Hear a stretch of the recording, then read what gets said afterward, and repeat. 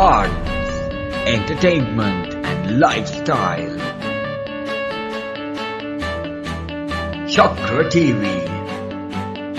It never ends.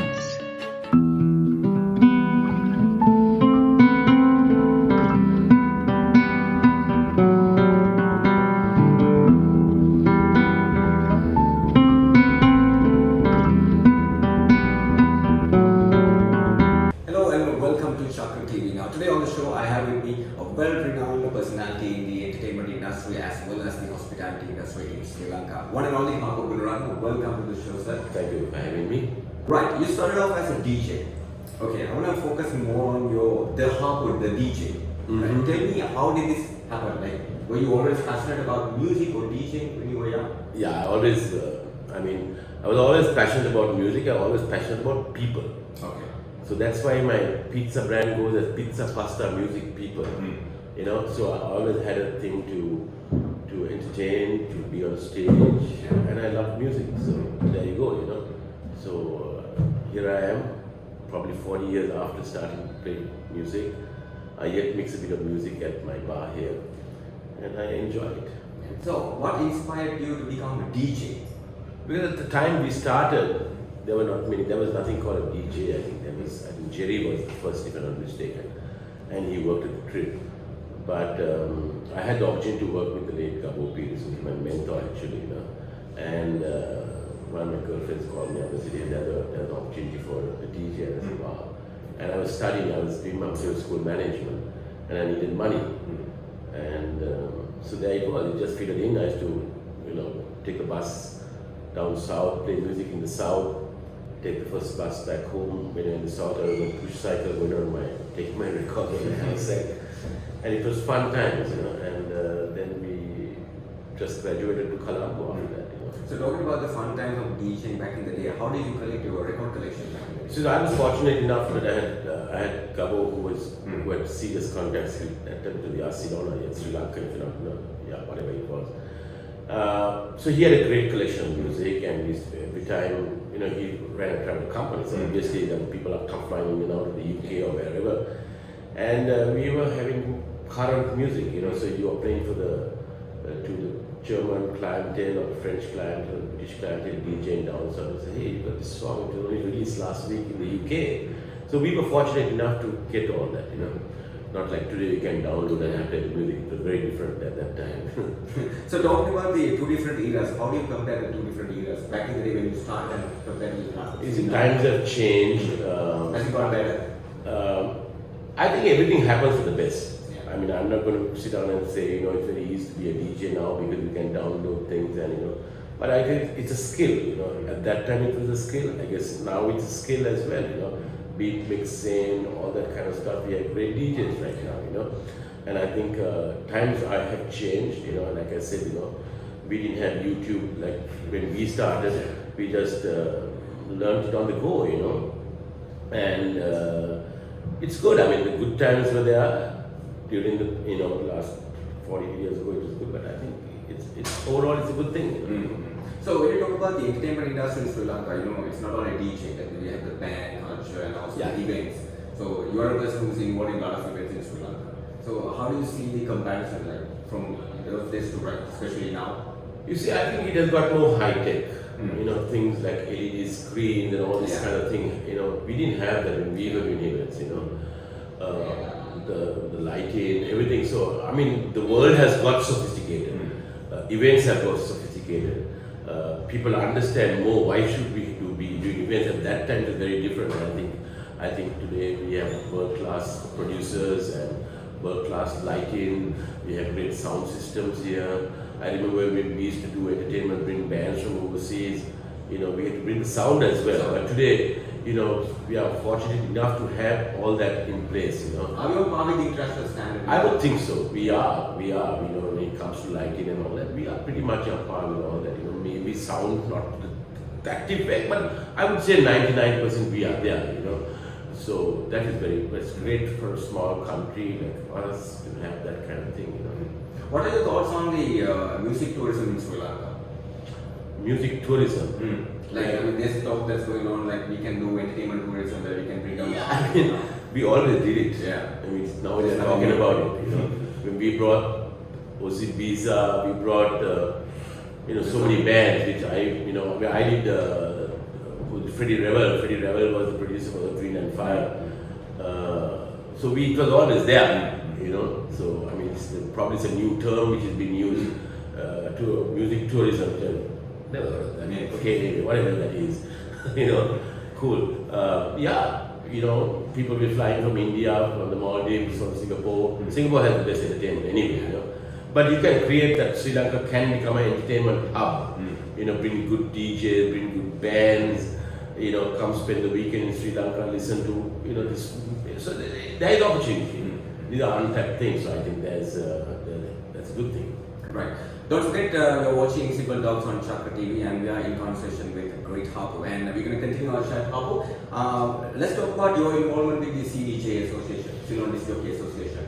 Right. So, and I'm happy to tell you that we as DJs in the past always tried to set up an association. I think Jerry and myself many years ago, but it never happened, And I remember Tariq talking to me many years ago, saying let's do this, but we couldn't put our heads together. But it had to be someone like Tariq who said, yeah, let's do this because the industry has to be recognized. When we set out, we were not recognized as a DJ. We were given second step monthly treatment from venues. Bands were given the top billing. We were not given top billing. I remember playing music at the Galadari when I first started to set up the library. So I'm happy that the association has come. It's come as a strong message to the event, to the entertainment industry.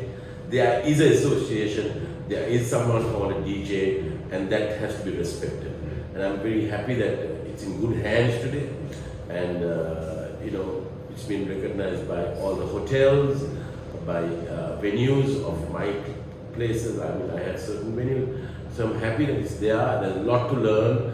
I'm told they want to do more workshops and understand. Just DJ did not just come plug and play. There's a lot more to be a DJ. It's how you conduct yourself. Coming on time. For us, we cannot get late. We are always 15 minutes before. That's the way we work. So I think there's a lot of discipline in that. Playing music for the audience, not for yourself. Understanding, reading the audience. Like grooming sessions. Yeah. So I think it's a good thing, and today we have Sri Lankan DJs who are doing well overseas. So it's a profession. People live off being a DJ. When we did it, it was a part-time job. We needed money. And today it's a full-time thing. That came about because private radio stations came in, and that helped the DJ industry. Because you were a music presenter in SLBC or whatever it was at that time. Yeah. But today it has come on because there are so many private radio stations who are promoting that. And today you have DJ courses. I think Tariq runs something, Tanjika runs something. So people pay for that. So it's like going and doing a course in hairdressing or bakery or pastry, whatever. I want to go do a course in DJ, which is fantastic. Because it's recognized now. It's recognized, and you have courses in event management. So these are opened up, and people are looking at it as a profession, which I think is brilliant. Yeah. So what is your role in the CDJ? Basically, I take a backseat in that they wanted me to come as probably a mentor and that kind of stuff. So if they ask for my ideas, I'll give them my ideas. And it's basically trying to, sit back and see what's happening and enjoying it. Let's talk about the 7th of October, the event that's happening. By the way, do you have a groove in your heart?